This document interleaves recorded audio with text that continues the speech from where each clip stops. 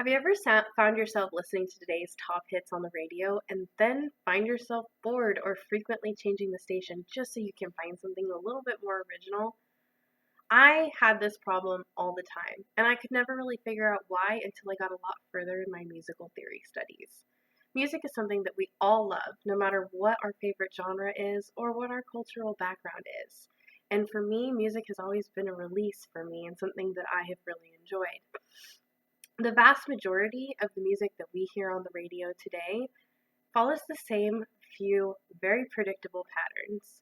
I've studied music theory from the fifth grade, and so I've learned a lot from my mentors over the years, and I've been able to make a couple observations. Now, when I jump into this, I'm going to talk mainly about American pop music. Now, some of these applications may apply to other cultural types of music as well from other countries that are produced by other artists, but I can only speak on what I'm familiar with, which is American pop music. So that being said, American music follows the same general song structure, and I'd actually venture off to say that this is probably universal across music. According to Musical You, the verse's job is to set up and build into the chorus, where the main ideas of the song are expressed. That being said, the structure is typically verse 1, chorus, verse 2, chorus, some form of a bridge, and then chorus. Sometimes there is no bridge, so then it would look like verse 1, chorus, verse 2, chorus, maybe a repeated chorus at the end. So repeating the chorus really allows a listener to feel a sense of familiarity with the music. When you hear that same theme again, it helps you understand what the artist is trying to portray when they are singing a specific lyric.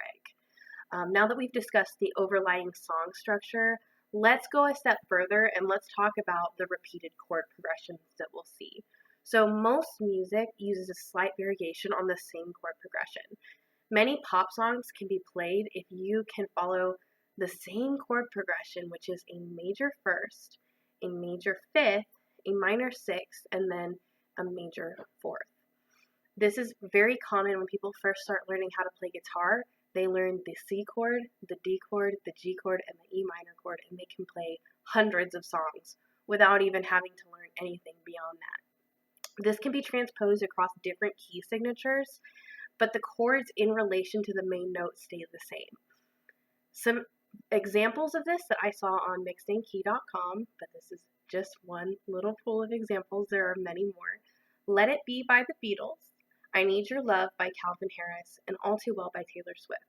These are all songs across many, many years, different kinds of backgrounds, different kinds of artists, but they are the same four chords over and over and over again.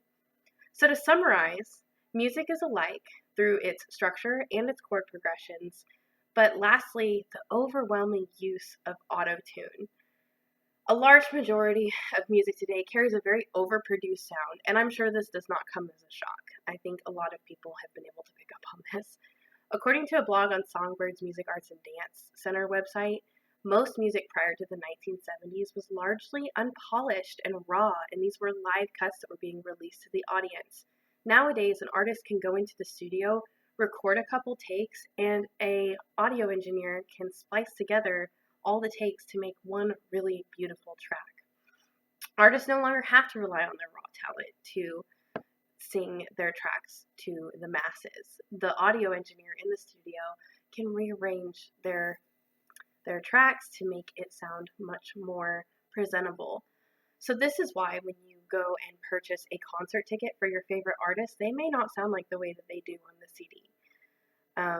While I can continue to expand on this specific topic all day long, I'm going to go ahead and summarize here my three main points.